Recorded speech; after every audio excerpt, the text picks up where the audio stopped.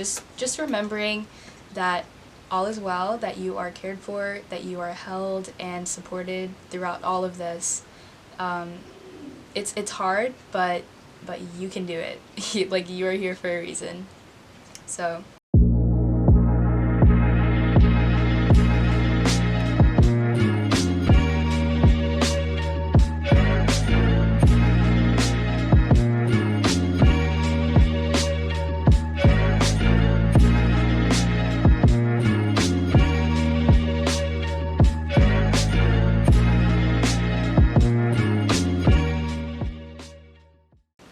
hello, sweet earthlings, and welcome back to Inviolable V, where we heal the collective with compassion.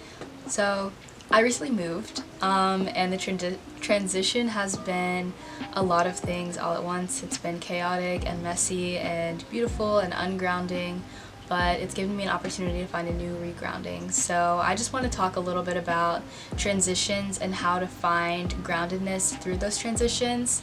Some things that have helped me, some things that will help me in the future, and just general tips.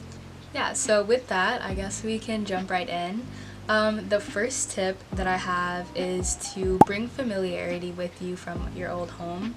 And so this is like a kind of obvious one, is bringing things like decorations and maybe it's furniture or something like that that you had in your old space that make you feel comfortable. So I have like on my at my desk here, I've got all these notes that I've written for myself or that other people have written for me that mean a lot to me, and they just sit as reminders of the self that I have within me at all times, because during a move it can feel like you've lost a lot of parts of yourself, but they're still there, and so stuff like that just serves as a reminder of that. Something else to bring with you would be things like routines and hobbies.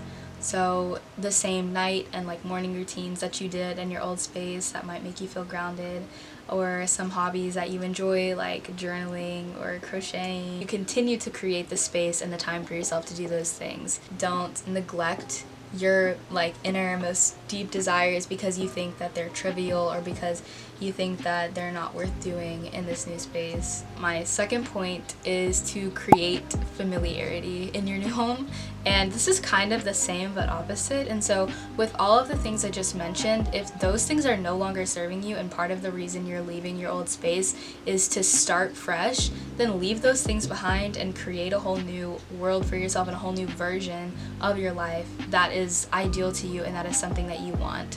So maybe instead of keeping the hobbies that you once had, you want to try something new and you join a club or an organization that directs something that you've always been interested but never had the opportunity to try. Maybe it's starting new routines for yourself, so changing up your morning or your night routines, or like what time you get up and go to bed and things like that. So as I'm editing, I realize I left out probably the most important part of that tip, which is preparedness and curating your new environment for success. And so by this, I just mean like looking ahead before you move and like identifying, what do I want to change? What is it that I want to be different? And how can I set up my space and set up my routines in a way that's going to be conducive to that?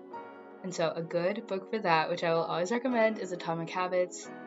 It really lays out like the foundational aspects of creating an environment that is conducive to success and productivity and what you can do for that. But yeah, just gathering, not gathering, but buying all the things that you'll need beforehand and looking at like the dimensions of the room that you'll be living in and kind of knowing the inner workings and just being a little bit self-aware before you step into that to know what you want to change and how you can go about that. Another pocket of home would be people, and I know that it's really overwhelming to try to meet people. I think just remaining open to the idea of creating new friendships and making sure that you're not pushing away the opportunity to deepen your connections with someone. But it definitely just does take time.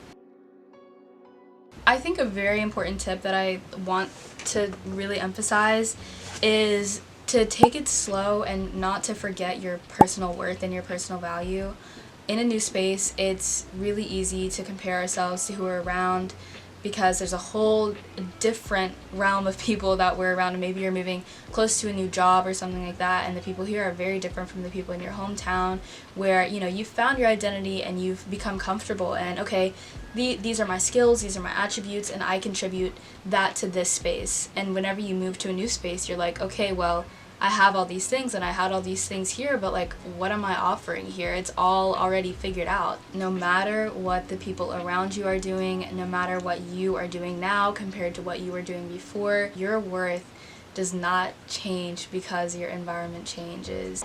Yeah, so just reminding yourself on a daily basis that you're still exactly where you need to be, no matter how you're feeling, no matter what's going on around you, you are exactly where you need to be. And if you weren't meant to be in this position, you wouldn't be in this position. That being said, my next point is to prioritize your personal peace. This one's a little bit easier said than done, obviously, but I would definitely say whatever this looks like for you is exactly what it needs to be.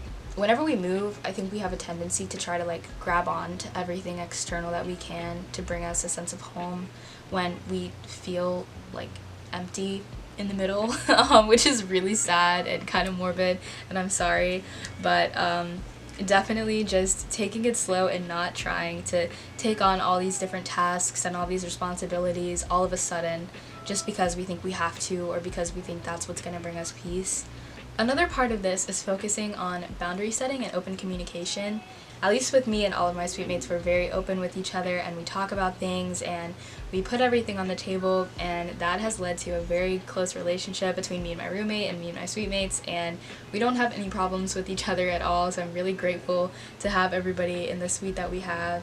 Nobody's going to be mad at you, nobody's going to be offended, and you're in a safe space to discuss everything that you feel is necessary to discuss.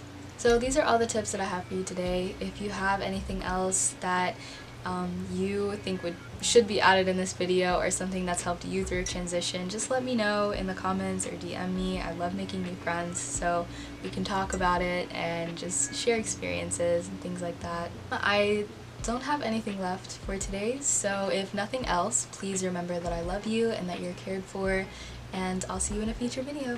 Bye!